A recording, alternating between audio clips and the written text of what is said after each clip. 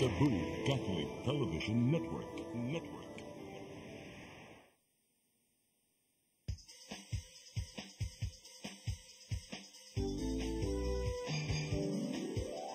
Hello Cebu, maayong buntag, nagsuntaan kahayag, nga nagsugid sa matuod, nadagan sa anghita pa. Hello Cebu, maayong buntag Pinoy.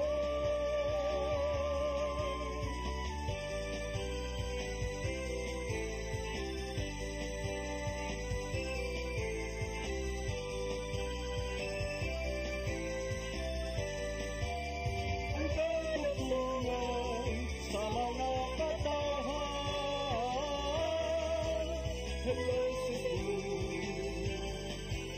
hello Cebu, maayong buntag Pinoy, maayong buntag Pinoy, maayong buntag Pinoy.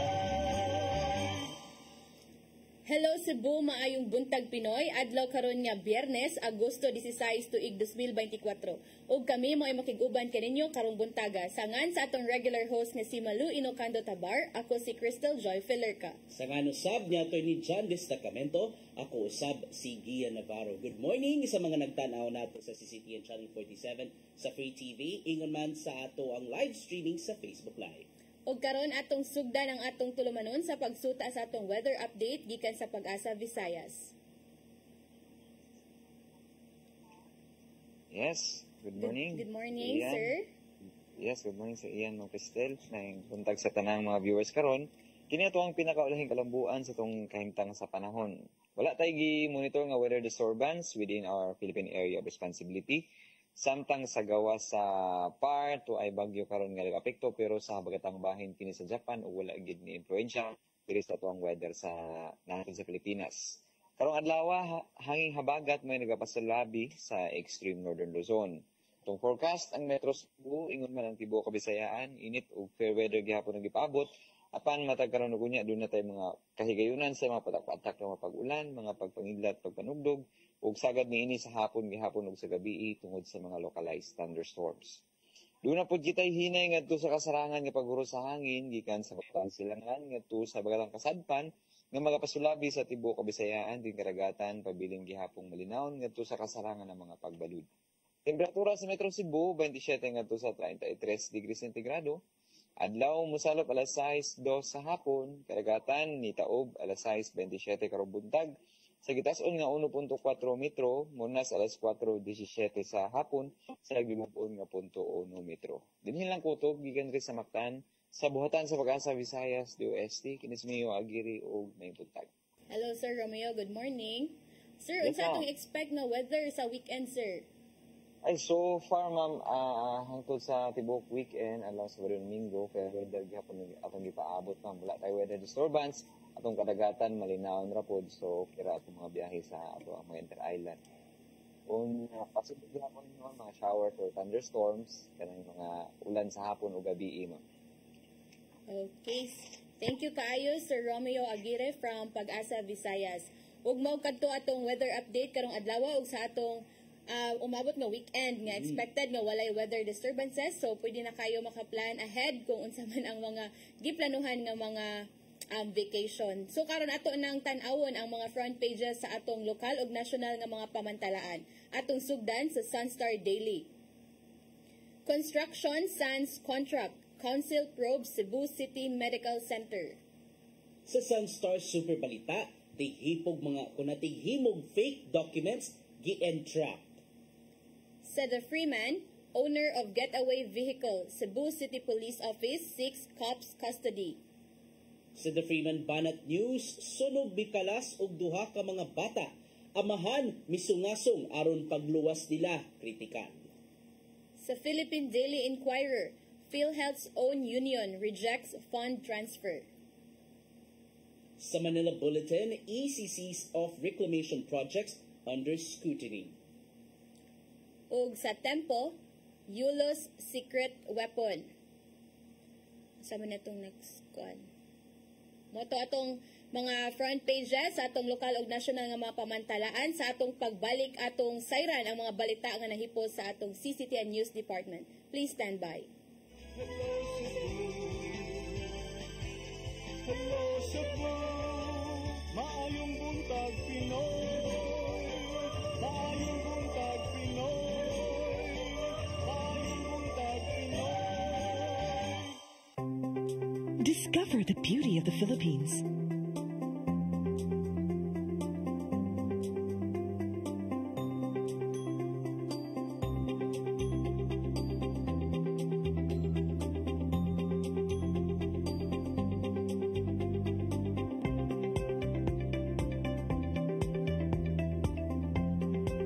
With Philippine Airlines, the country's flag carrier.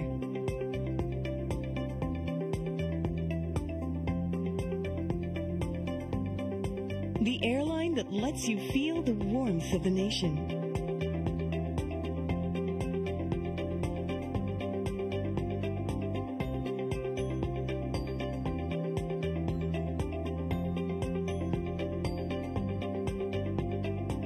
Mabuhay!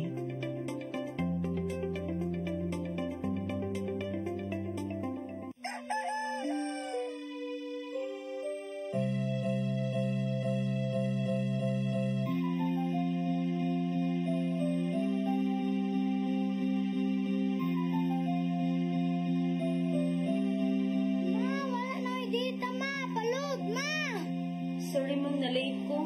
Nangita pa mong gusto para internet sa kong anak ma'am. Ay, wala na yung problema. Pag-sinisibo. Sinisibo, sinisibo. For your internet connection, And for the signal of your cable TV. so fast and spread the transmission to your home. Sinisibo, Sinisibo sinisibo. offers you to have fiber optics. For your viewing experience, perfect and clear so far. So great and affordable for you to enjoy. Sinisibo. Sinisibo Television Network Incorporated offers fiber to the home broadband internet bundled with fiber to the home cable TV connection. Sinisibo Television Network Incorporated with its operation in Metro Cebu and the whole province of Cebu soon. And affordable for you to enjoy. Sinisibo. Come October 4, 5, and 6, another gathering will be held in Cebu City, the first National Charis Conference, which is open to all charismatic communities, realities, and expressions. Hosted by the Brotherhood of Christian Businessmen and Professionals, the event will have interesting workshops and topics to help us grow in our various charismatic gifts and charisms. Watch out for more details about this event from our host BCBP in the coming days. Meantime, let's be ready to join these gatherings and pray for the outpouring of the current of grace in the Philippines.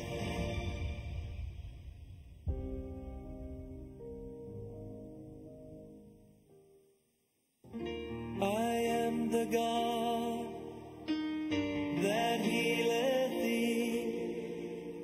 I am the Lord, your healer. I sent my word and healed your disease. I am the Lord.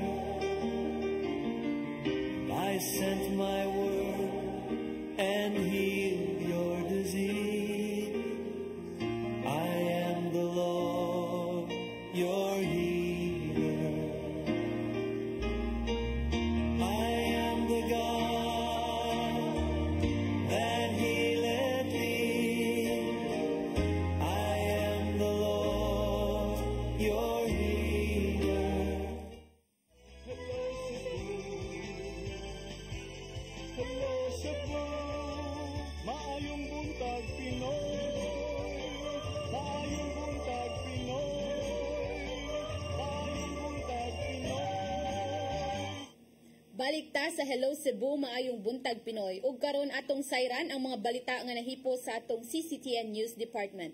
Nag-una sa mga balita, kapitan sa Barangay Mabolo sa Dakbayan sa Sugbo nadismaya sa pagclamp sa ilang mga garbage truck ug ubang sakyanan sa barangay. Giingon nga ang parking kilid sa karsada na anda na nilang himuon. Ang kasayuran ihatod ni Sheriza May Uy. Gikadismaya ni Kapitan Attorney Daniel Arguido sa Barangay Mabolo ang pagpangklam sa 5 kasakyanan sa barangay tungod sa overnight parking sa kilid sa karsada. Matod ni Arguido nga ang giparkingan sa mga sakyanan mao na ang naandan nga kaparkingan sa mga sakyanan sukad pa sa nanglabay nga administrasyon sa Barangay Mabolo. Kinatungod kay walay husto nga lugar nga kaparkingan kini hinungdan nga nangita sila og mamahimo nga kaparkingan ug ilang gitan-aw mao ang city-owned lot nga nimutang sa kilid sa Mahiga Creek. Apan adunay mga struktura nga gitukod niini nga unta na lakip sa gipatuman sa 3-meter easement zone sa syudad nga nasayra na sa kapitan nga giingon dili tanan istruktura ang giguba di sa kilid sa sapa ang kabahin sa Mahiga Creek. Kani sa padayon nga clearing operation sa syudad sa kampanya batok sa gubat sa baha, ubay-ubay na ang panimalay ang ilang naguba apan pag-abot sa balay ug mga struktura nga matud pa gipaabangan sa pamilya ni kanhi City Councilor og Mabulo Kapitan Pris kaninya mabatid ug laing duha ka pamilya. Man tay government lot nganon dili man nato gamito na atong government lot for public service, nganon dili man nato gamito ng ato ang government lot for common good. Remember, tulo ra ni ka pamilya ang naa dinha, Digamo family, Mondrano family o kining Mabatid family. Sa kapitana nga dili personal o pamulitika ang tumong sa pagguba sa mga struktura ang gipanag-iya sa pamilyang Mabatid, Digamo ug uban pa apan buot lang niya nga malimpyo ang lapit ug dali nga makapasulod og heavy equipment paingon sa sapa panahon sa grabing pagbaha ilabi na nga nakababag kini sa dalan. Makita gikan sa usa ka mall paingon sa Mabolo Church ang mga struktura nga halos gilamoy na ang sidewalk nga maoy unang makita dayon sulod sa Barangay Mabolo. Siyempre dili ni satisfy the way the city is handling the situation. That's why we are contemplating to elevate the matter to the council na o dito sa DILG sa barangay. First, kaya di ba ni mahimo nga wakay ting-init pa ni-request na ko ni Mayor Rama. Ihangyo ko niya paspasan ni nato Mayor kay basig maabot na lang kong ting-uwan di na taga-trabaho ani. Amo ni. Sige na lang bagyo. Wa pagihapon. Hinungdan nga nanawagan siya sa konseho o ni Acting Mayor Alvin Garcia nga matabangan ang barangay sa mga problema sa barangay. Apan kung dili matagan kini og aksyon, plano niyang isaka ang reklamo ngadto sa Department of Interior and Local Government Barangay Affairs Office. Sheriza May Uy, CCTN News.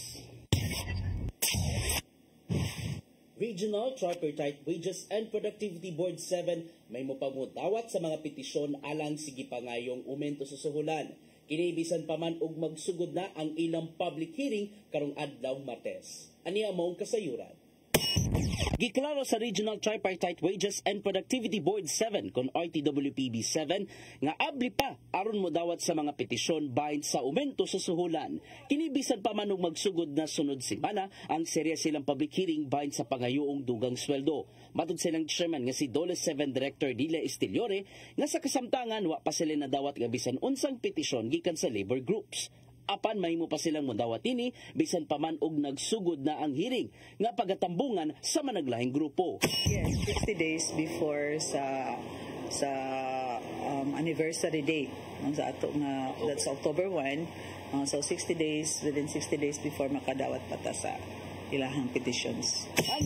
Ang ilang ikapakitang wage structure at ubangan sa managlayang stakeholders sunod semana. Suma pa ni Esteliore nga alang sa Class A, moabot ra sa 10 pesos ang diferensya sa suhulan tali sa agriculture o non-agri nga trabahoon. Samtang 5 pesos usab ang diferensya tali sa agri o non-agri sa Class B ug C. Ang maong wage structure nga gihimo resulta kana sa deliberasyon sa wage board sa miaging semana ug abli sila sa diskusyon. Culture, watong hotels, restaurants, construction, o tanan nga mga manufacturing, mga malls, retails. No? So we'd want to hear from them. Ang unang hugna sa hearing sa DepEd Ecotech Compound, Dakbayan sa Sugbo o magpadayon kini sa Balamban, Bugos City, Bohol o Negros Oriental. Gian Navarro, CCTN News. Sa pagpadayon sa atong mga balita, Mactan Cebu International Airport labing unang nigamit og bridge-mounted equipment dinhi sa nasud. Ang kahimanan mohatag og supply sa kuryente sa mga eroplano ug makadaginot na ang mga airlines og 40% gikan sa naandang bayranan sa gasolina. Ania ang dugang nga kasayuran. Sugod karong buwan sa Agosto, operational na sa Mactan Cebu International Airport ang bridge-mounted equipment. Ang MCIA mao'y unang airport nga nagamit niini dinhi sa nasud ug 3 sinaka bridge-mounted equipment ang nag-operate. Unom ang sa domestic ug 7 ang sa international.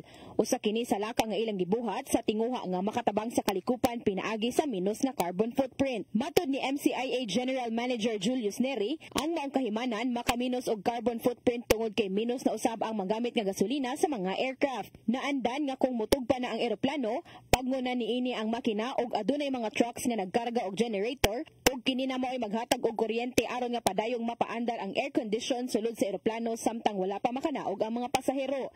Apan karon, ang bridge-mounted equipment na mismo mo'y mohatag og supply og kuryente sa mga eroplano. Ang orange line nga gikonekta sa atubangan nga parte sa eroplano mo'y nag-supply og kuryente, samtang ang yellow tube mo'y nag-supply og preconditioned nga hangin. No longer are we going to use DC generators. So we have a much lower carbon footprint. The cost of keeping the aircons on and the electrical system on will reduce substantially by at least 40%. Samtang matud ni Aldwin Uy, ang Deputy Chief Operation Officer, nga isip dayuhunon sa mga turista, kinahanglan nga iprioridad nila ang kayuhan sa ilang mga pasahero. Used to say that customer experience is our top priority.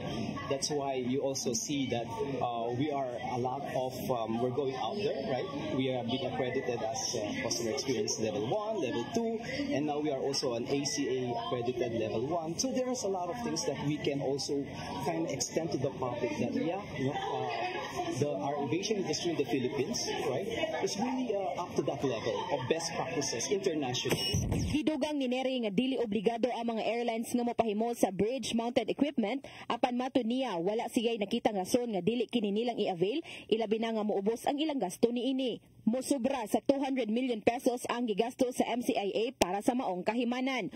Ug isip nag-unang airport nga nagamit niini, malaumon si Neri nga mosunod usab ang ubang mga airports, ilabi na nga dili lang ang kalikupan mo'y makabenepisyo apan lakip na usab ang ilang mga pasahero. Hopefully we will see other airports follow so that the cost to the airlines will go down and the plane tickets also go down in price, and it should be more sustainable because they have a smaller carbon footprint.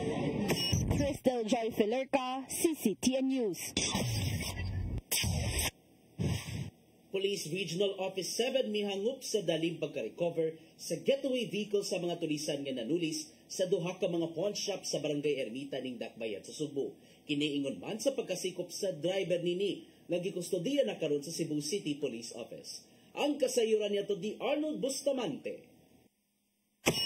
Gihangup sa hipis nga kapulisan sa Central Visayas sa daling pagkakuha sa sakyanan nga gihimong getaway vehicle sa mga tulisan nga nanuli sa duha ka jewelry store sa dalang Kanderon sa Barangay Ermita sa Repensugbo nato nga Huwebes sa buntag, Agosto 8, 2024 nga misakiyo sa gibanabana 15 milyones ka pesos nga balor sa mga alahas.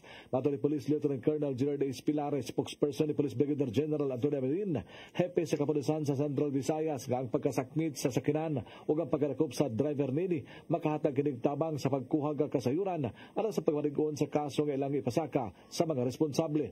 Ang Pero 7 hugot nga nagmonitor sa lihok sa Special Investigation Task Group kundi sa ITG ug sa mga nakuha nga mga ebidensya aron lig-on nga makabarog sa korte ang ilang ipasaka nga kaso nga dunay conviction sa maabot nga mga panahon. The arrest of the driver, significant development that will help uncover more information towards the resolution of the case. Ang Pro 7, if you can notice, under the instruction of the regional director, we have approached this case with careful diligence, to make sure that the investigation is thorough so that we can build strong cases that could stand Duga ni Pilari nga human nga makuha ang kasayuran nga ang upat ka mga suspitsado nga nailhan na sa SITG nga mga sakasakong grupo sa mga tulisan nga mao ang Paruhinog Robbery Group. May palawom na sila sa ilang investigasyon kung doon na ba sila kalabigitan sa nanglabay nga mga pagpanuli sa Central Visayas.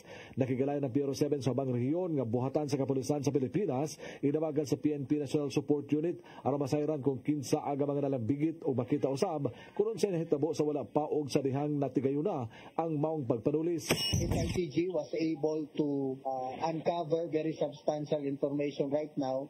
Mao ni hatag nga instruction gyud sa atong regional director to make sure na ma-uncover gyud ug unsa gyud nahitabo ug unsay posible natong mabuhat para dili na mautro ning mga naming robbery incidents in Cebu City. Subay sa mga dako nga insidente sa Repensugbo, ang kapulisan nagtinguha nga makigtagbo sa mga financial establishments aron mohatag sila og sugyot nga malikayan nga sila mabiktima sa nagtabo sa duha ka mga jewelry store ug unsaon sa pagpalig-on sa ilang security measures. Nabantayan nila nga sa nanglabay nga mga buwan ang target sa mga kriminal mao ang mga financial institutions nga luag ang seguridad nga gipatuman nga tungod ani ilang i-organize sa mga establishmento nga nagnegosyo og mga pawn shops o jewelry stores aron matuki kung unsay angayan nila nga buhaton.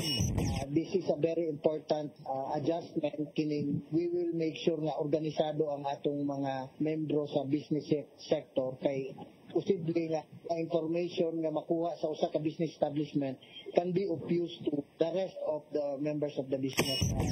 Doon sa gihimong adjustment sa deployment sa kapulisan sa Rekbe sa Sugbo, ilabi na sa mga dapit nga mahimong target sa mga tulisan. Arnold Bustamante, CCTV. Sa atong uwahing balita, magsuon patay samtang kritikal ang ilang amahan sa pagkasunog sa ilang balay sa syudad sa Tagbilaran, lalawigan sa Bohol sa milabay nga adlaw. Ang kasayuran ihatod pagbalik ni Arnold Bustamante. Napaig ang duha ka magsuon nga 3 anyos ug usa ka tuig samtang naa sa Tarandugo ng kahintang ang ilang amahan human masunog ang ilang pilianan sa Purok 1 Barangay Manga, Dakbayan sa Tagbilaran, lalawigan sa Bohol alas 8:10 kagabi. Ang mga biktima giilangan sila nga Jezabel Lasco, 3 anyos ug Manghod Nini nga usa pa ka tuig nga si Edgardo Jr. samtang ang amahan nga napa sa Tambalanan nga gingog nga kritikal ang kahintang mao si Edgardo Sr. 54 anyos. Madto ni Police Lieutenant Colonel John Karin Escobar, ang hepe sa Tagbilaran City Police Station sa Bohol Police Provincial Office nga alas 8:10 sa Miyerkules sa gabi. Nahitabo ang pag-ulbo sa kayo nga nagsugod sa panimay sa biktima. Tungod kay ginama lang sa light materials ang panimay, dali nga mikatap ang kayo. Di na nga tulog pa ang mga bata dito nga tungura uban sa nangamahan. Nadawat sa kabumbiruhan sa Tagbilaran City ang sunog alas 8:10 sa buntag ug pagka alas 8:18 gideklara nga kontrolado ang kayo ug pagka alas 8:30 hingpit nga napaong ang kayo nga miug daw sa tulo ka mga panimay nga dunay danyos nga maabot sa 25,000 pesos. According sa atong Bureau of Fire, very light materials gyud ang kuan, ang structure niya dali kayo ni kuan ni kailan ang kayo. Paspas kayo ma'am, paspas kayo panghitabo kay 8:10 nagsugod ang sunog niya na fire control 18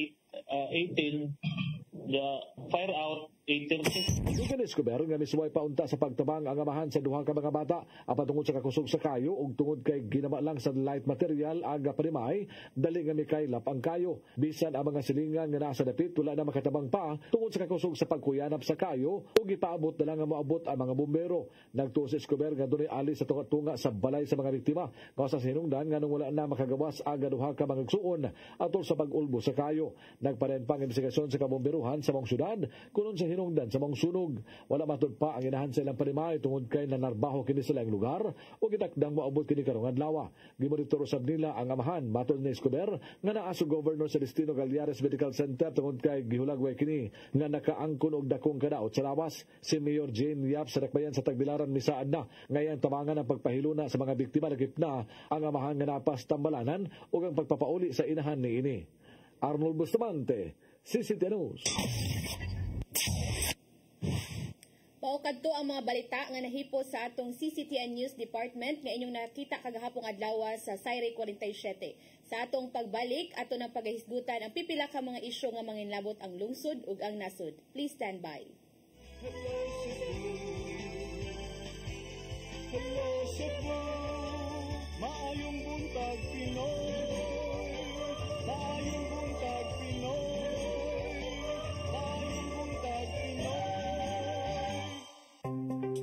Discover the beauty of the Philippines.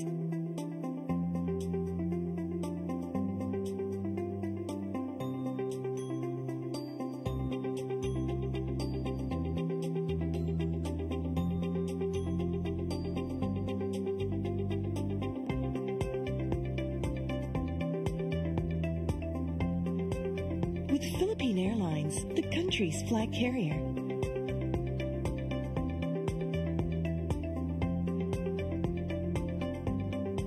The airline that lets you feel the warmth of the nation.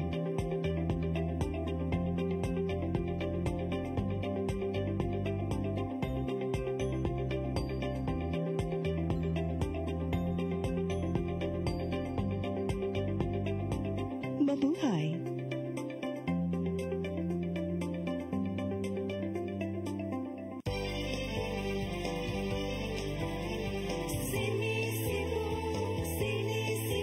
For your internet connection and for the signal of your cable TV, so fast and spread the transmission to your home.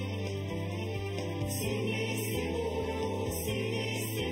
offers you to have fiber optics for your viewing experience, perfect and clear, so fast, so great and affordable for you to enjoy.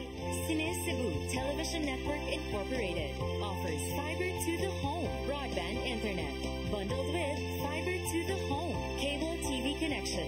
Cine Cebu Television Network Incorporated with its operation in Metro Cebu and the whole province of Cebu soon. For your internet connection and for the signal of your cable TV, so fast and spread the transmission to your home. Cine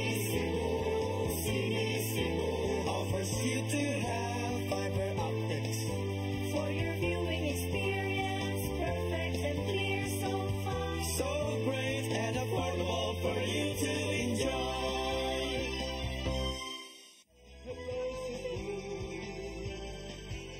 Hello Cebu, maayong buntag Pinoy, maayong buntag Pinoy, maayong buntag Pinoy. Balik ta sa Hello Cebu, maayong buntag Pinoy ug karon ari ta sa atong mga paghisgot-hisgot ato ning sugdan sa atong murag ano siya. Good news? Good news ni Gian no kay kuan gi-move na ni Presidente Ferdinand Bongbong Marcos Jr. ang August 21 nga Ninoy Aquino Day, so non-working holiday man ni. Gi-move niya into August 23. So that's Friday. So mahug na ni siya nga very very long weekend kay at sa atong nahibaw-an 26 is also holiday. So mahug na siya National Heroes Day. 23 Friday holiday. Saturday, Sunday, unya Monday pag yun. And mura good news ni sa atong mga musalmot sa Pasigarbo sa Sugbo or sa mga mananaw sa Pasigarbo sa Sugbo. And kani di ay nga long weekend nga gipagawa sa Malacanang kagabi. Pinasubay ka na sa Proclamation number 665 nga pirmado ni Executive Secretary Lucas Bersamin. Din gisibog which is gisibog na gyud nga to sa August 23. So instead of 21 ato na sa 23 pinasubay na sa naanda nila nga gitawag nato nga holiday economics nga ibalhin. Pero doon na may mga ubang mga grupo nga medyo nabalaka nga oy nganong gibalhin man sa 23 abi kay Ninoy Aquino Day. Yes. Mura gilihay na ba pero matod ang ingon pod ni Presidente Ferdinand Bongbong Marcos Gian nga ang tumong ani kay to provide for a longer weekend thereby promoting domestic tourism.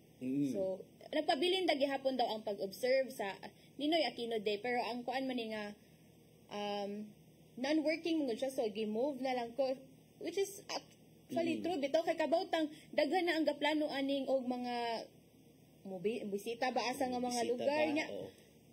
Nakita mga nanarbaho, labi na nato mga sakop sa media, bisan pa man og holiday, padayon gyapon nato ang pagpangalagan. And good thing sa mga mo-duty on the 23rd and then the 26th. Kaya sa 23, ang August 23 is special non-working holiday na siya, which is 30% ang dugang nga suhulan. O sa 26 is a regular holiday, so plus 100%. So, that's double pay, no? Double pay. Okay. So, that's good news. And, mo na atong kuanon ana hopefully, mayo ra pod ang weather na to mga panahon na kay para nindot pod atong vacation labi nagplano ta mo atong mga beach or usually ana magud ang padulungan sa mga mag-vacation nya. Hopefully kana mga time na nga maka-rest tang tanan. Maka-rest. Or dili kitang tanan kay kitang naas media nagpadayon pa man ta, so hopefully ang katong naay privilege. Naay privilege ka makabakasyon. To enjoy their vacation. Okay, arita sa nyalong pasigarbo weekend pag yun na. So ma-enjoy na gayud ang kay ang mga activities, it will fall on the whole weekend.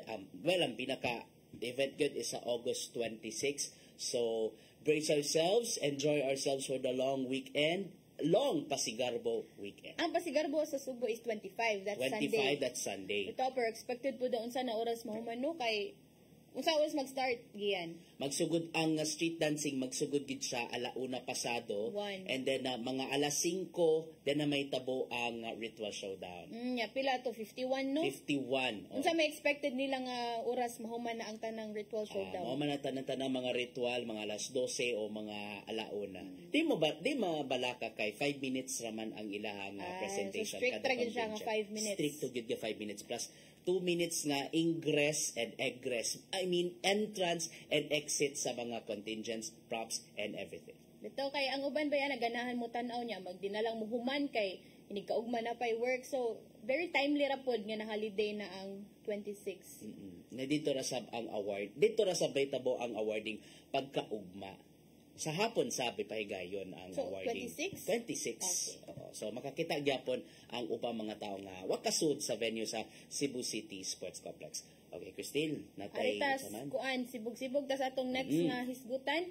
Natoy nadakpan gahapon adlaw og tighimo og fake IDs. Unsa nga tong detalye ani Gian? Oo, kaning usa ka lalaki nga tighimo og fake documents, manindahay dayto og fried chicken.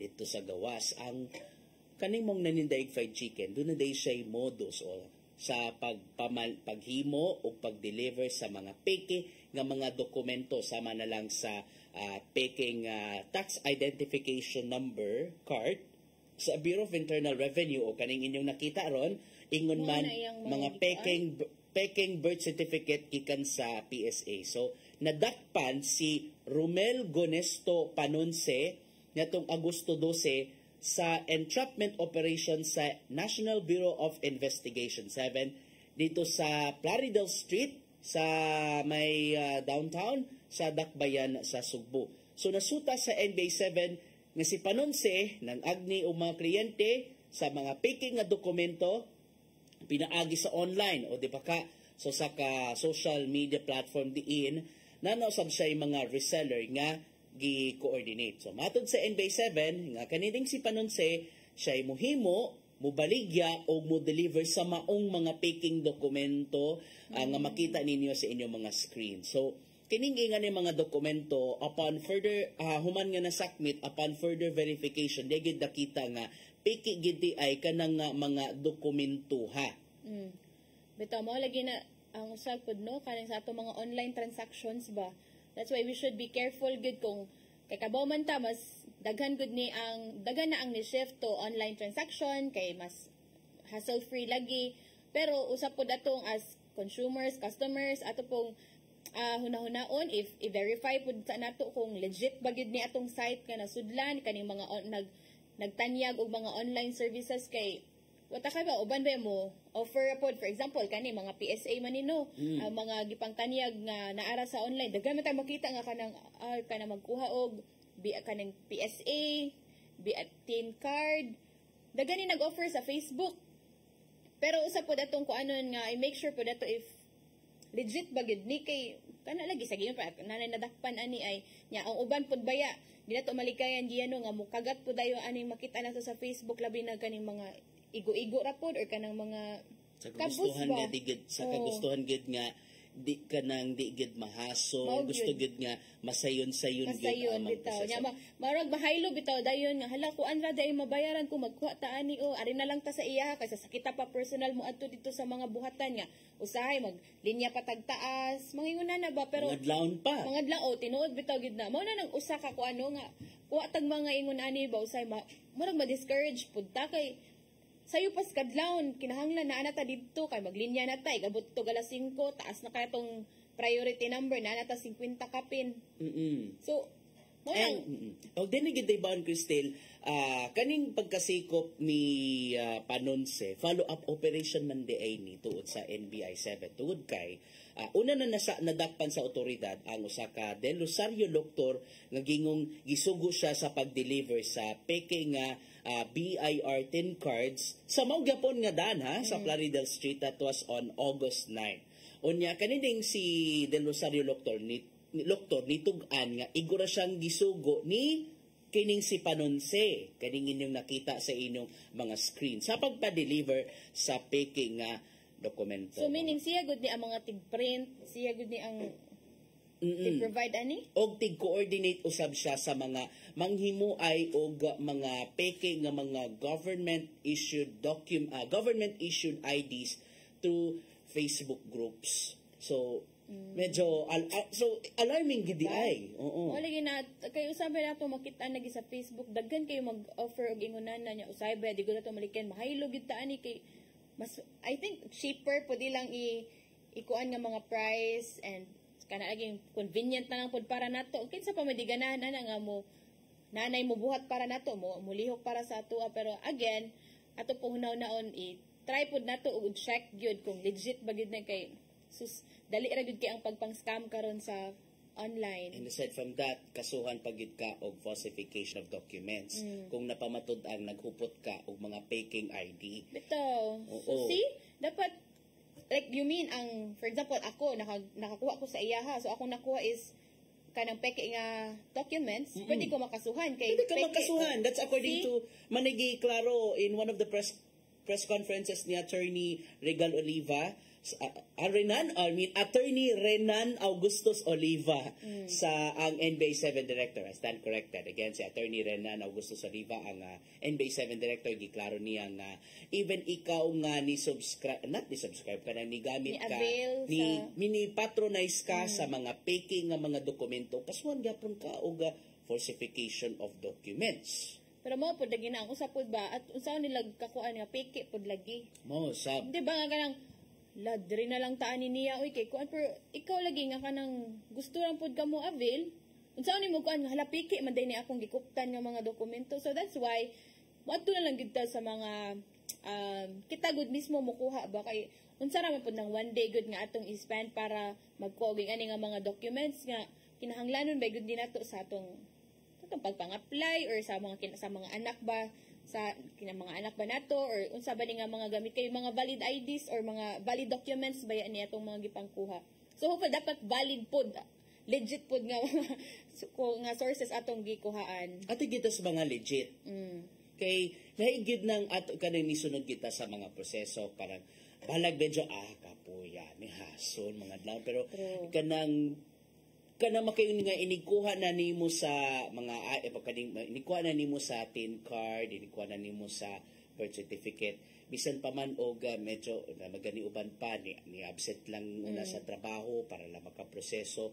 But after nga na-process ang mga angayan nga ma-process, makayon gid nga where's the weight, where's the effort gyud kay you are handling those legit documents nga magamit in all transactions. But I guess karon kay hinahinay naman ni sila ni adapt lagi anang online booking or kanang online appointment which is effective siya kay for example pwede ra ka mag-book for example na slot nga 8 to 10 8 to ingana ba so convenient na para sa imo so adto na lang ka sa mga offices nga ingana na nga time dili na ka maghuwat og taas pa kaayo nga panahon just like sa una nga sistema nga ikabot nimo didto magkuha og priority number alas 5 pa lang wa na ika 50 na ka so di pa ka sure if makater pa ba ka kanang adlaw so kana nindot pud na nga ilang gibuhat karon nga nag online appointment na so at least ikabot nimo didto sure na jud nga makater ka and sa kana nga time makuha na like maka-save tag time sa ato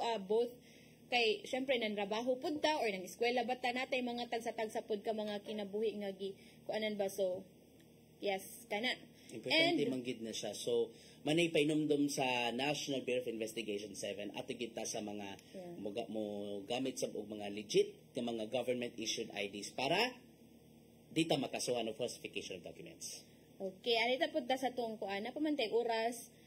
Arita sa tong sunod nga hisgutan giyan no katong food poor. Dagan kay nag-react.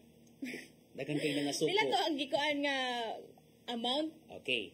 Ang ning si Manaha gi-report mismo sa National Economic Development Authority CONEDA nga di ka makonsiderar nga food poor kung ang matag Pilipino mo gasto og 64 pesos kada adlaw or 21 pesos plus per meal. Di ka magsilbi nga food poor na ng panahon na. 64? A day na siya? 64 a day na siya. Dala na pamahaw, paniudto, panihapon. Ngano nakabot nila ang maong amount? Tungod kay, nakita na nila sa diyang gi-divide ang monthly food threshold nga 9,581 for a family as natong 2023 to the approximate number of days per month or 30 days. So, kani nga mao nga amount matud pa, enough na siya para ma-cover ang nutritional needs sa matag miyembro sa pamilya. So, naigiklaro usab ang Philippine Statistics Authority. Namutana sabta sa PSA kaghapon unsabay mga basehan sa maong nga kwentada kana nagagikan kana base na sa per capita food threshold data sa PSA diin ang sample food bundle nagigikan sa breakfast, lunch and dinner nga makahatag og sakto nga nutrisyon sa lawas. And giklaro usab sa PSA Cebu nga ang maong kwentada gikan gid na sa mga sagol sa mga pagkaon nga lutoon sa balay. Way labot ang mga fuel kay other type na siya mga pagkaon sa mga sagol na sa pagkaon. Di ra gyud na naka-come up. Hinungdan nga ang katawhan Pilipino na siya maski ikaw Kristen na siya kay kabaw bet ang inflation meron taas kay mga pamilya payat gitas gawas og 20 sudan pa lang ginatong 20. Anong 21 pesos .30 makapalit na taan nag-usa kami noon, depende na po siguro na, pero personally, di siya ideal ang 21.30 nga budget per meal kay diyan naman sab na oy. Kaya ito mapalitan ng 21 pesos na. Sa ito mapalitan na siguro makakaon tag sudan og kanon, pero is that enough para mabusog ta knowing nga kanang nagtrabaho ta, so kinahanglan tagdaghan nga mga mukaon tagdaghan ba kay para natay energy. So ikaw unsa man magpat siguro tag bihon, munggos sa gawas pila tagpila naman gyud na ang serving ron 15, 20. 15 naman ron ganiro ng serving sa munggos o di ba ka angutan bisya siguro siguro mahal ron ng 15 pesos per serving. Balik but 21 per meal. Oh. So kita di ani maka-budget tag for example. But lang giyan okay. Usay atong pila man imong budget per meal be? Ang budget per meal gid na ko base sa ko pagbana-bana it's 50 pesos gid na. Or say go over pag gid na per meal na sa kwa. So apil na ang rice dira. Apil na ang rice kana kung manito ko dito sa kalendarya kay syempre mag-aside sa natay rice, magkuan ta og nay protein which is the karne, isda, manok ug ingon man gulay para at least covered. At least sa sunod gyapon ako ang Go, Grow, and Glow. Oo, kita man naman, ang healthy naman natin. Mga lagi, og mo, palit man tag gawas, ganun tang mahigop og sabot, tag pila ba yung serving sa gawas, that's 40 to 50 pesos niya. Wala, hapit na tamo exceed day sa budget per day nga 64 pesos. Kaya I guess, palitag sudan nga sabaw, 50. One rice, that's 10, so 60, wala. So, ma-exit data. So, kung kita di aning mula pa sa 64, we are not considered as food poor, ani. Sa may tawag na to, ani. Ambot lang, unsa ba? Are we blessed na? Pero dughan ng unsa may imong base sa imong mga nakuha nga mga reactions? Diyos ako na-interview gahapon. Usa ako nga na-interview nga maninday og kakanin alang niya grabe naman sa ng 64 pesos a day. Dako diba? Yung gastuhon na. Diba? Kung in a day, ang yang magasto para pagkaon, more or less 200 pesos. Oh, may na makapalit siya og siguro pila ka kilo nga isda, pila ka kilo nga bugas nga maigo na para ilang ipamahaw paniud to panihapon. So digid na enough alang niya. Og tungod na dili lang day siya ang nag-react, gani dunay mga grupo nga nag-react ana Cristel. Kinsa man nga mga grupo? Oo, kaning gani nagkanayon ang Bayan Central Visayas. Dili gid ay basta-basta reaksyon. Hagit gid di ayon sa banang hagita Cristel. Ato ning sutawon unsa ka ang ang ilang hagit gid ay ngadto sa sa administrasyong Marcos, ingon man ang NEDA, ang Department of Health, ingon man ang FNRI nga kinahanglan ilang gihagit nga try it for yourself nga mugasto og 64 pesos daily budget alang sa pagkaon. So nagkanayon ang gipadalang pamahayag sa Bayan Central Visayas nga nabati gid mismo sa Bayan Central Visayas ang kabalaka sa mga pamilya bahin sa food poor classification sa maong kantidad. Mga tuod niya na, ang bagong alyansang Makabayan Central Visayas, nakaingid nga, suway gid na. Yeah, but based po sa ilaha, giyano nga, the Marcos Jr. administration wants to manipulate the statistics on food poverty by imposing an unreasonable threshold of 64 pesos for daily food consumption for each individual. Which is, actually, tinod, makakuanta ba, mga question man ta nga, asa man ni unsa may gibasihan ani kay bisan siguro ang mga minimum wage earners family nga bisag gustuhon nila nga gamay lang bitaw ilang expenses pero sa atong kuano ba nga nata sa taas ang inflation natas inflation and then asa man unsa may mapalit nato sa atong 64 pesos bisag gusto pa sila mo palit og tag 20 lang ba nga gulay para sa family unsa pa ning mga bugas di good enough. If ato lang gyud hunaw-hunaw no lisod kayo siya i-budget bisag ganahan pa ni sila nga ingani lang ang kanang merg makuani mo ang kuan ba like irony of things nga ingani lang ang budget para ma-considered as food poor 64 pesos but in reality ang mga pamaliton is very mahal. Correct, mahal diba? Tayo. Oo, gani ang atong inflation diri sa Cebu nga gi-flash kaganiya from 3.5 niadtong June na himo ng 4.0% niadtong nakalabay Hulyo and one of the major factors sa sa nahimo pagsaka sa inflation pagkaon. I think that's kung 64 pesos lang siguro atong hisgutan usa man ka kilo nga bugas karon. Correct. Diba? Usa man nga mga I think mo exceed the best sa 60 pesos ang mga commercial nga mga bugas right. But ningon man ang NEDA and PSA nga human nga nakaangkon gid og grabing pagsaway gikan sa publiko sa mga datos ilang subayon pagbalik ang methodology kon mga pamaagi mga basihan sa ilahang kwentada nganong naka-come up nganong nakamugna gid sila sa ing-ana nga datos kini aron ma-debunk nila or let's say or ihimakak nila ang gibutyag dito sa Bayan Central Visayas nga matud pa ibuot i-manipulate sa Marcos administration ang food poverty para makaingon gid nga gamay ra kuno ang mga kabus. That's a challenge say gamay ra ang mga kabus. Wa man tay choice good kun dili mo gasto tag more than 64 pesos kay unsa man di man ta kapalit og but lang dili siya for me lang had not realistic ang 64 pesos. So, I hope i-challenge po siguro nato nga i-try ka na nila. Oo, may so, pa. Review the data ba? Unsa man inyong gibasihan? Ani kung bisag adto siguro ka sa mga low income earners ba?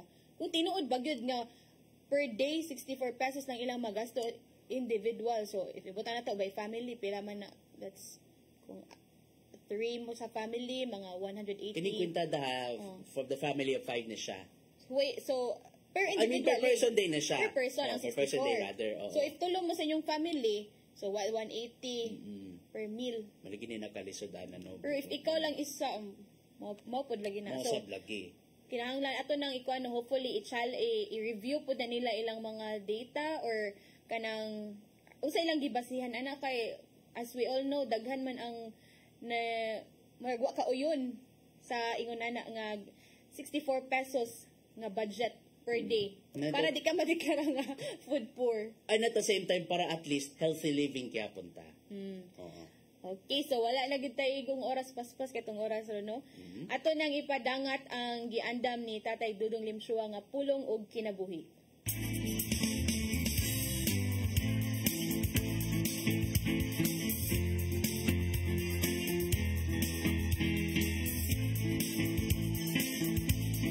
Ang pulong mo ang liwag sa daan ko. Hail Mary, full of grace, the Lord is with you. Blessed are you among women, and blessed is the fruit of your womb, Jesus. Ang paglitok nini, tamis kayo alang kanato mga Katoliko. Maman gani nga ang pag-ampo sa Santos nga Rosario, gihimong debosyon sa tanang mga Katoliko. Why do we pray the Hail Mary? Wa kita mag-ampo nga kang Maria. Kita naghangyo kaniya, ngayampo kita niya. Dako kayo ang role ni Mary sa atong kalwasan. Kaya diya, kini magsugod siyang pagsugod sa kabubuton sa man. Sa Lucas 1:38 na gayon. Mingon si Maria, sulugon ako sa Ginoo. May tabuunta kanako ang imong gisulti. Mo kini ang oras nga si Kristo miabot diha sa katawan. Busa dili mahimo isalikway nato si Maria. Paghimo ni Jesus nga bino sa tubig, gihimo kini niya tungod sa hangyo's ni Mary. Kini mo igong kamaturan nga si Mary ang lamang sa atong pagtaon o demosyon. Tungod kay siya, inahan sa atong mahal nga si Kristo. Busa sa imong pag-ampo sa pitaw sa si Mary, pinagi sa palitok din. Holy Mary, Mother of God, pray for us sinners, now at the hour of our death. Amen. May so, okay na yung pulong na naghatag ka na itong giyak kamadawa. Magampo kita. Sanang samahan sana sa Espiritu Santo. Nagitong amahan, salamat sa imong paghatag ka na mo sa mahal na Birhen. Salamat na siya niya uban ka na mo na among gihimusan ngayon. Kaya kung wala si Mama Mary, walay makapahimanglo ka na mo kung kami na isalaan nga sa among dalan. Siya isip among inahan ang kanunay nasa among kiliran nga maghatag ka na mo ugiya nagtong padulong sa imong bugtong anak ka Jesus. Amen. Ang samahan sa Espiritu Santo.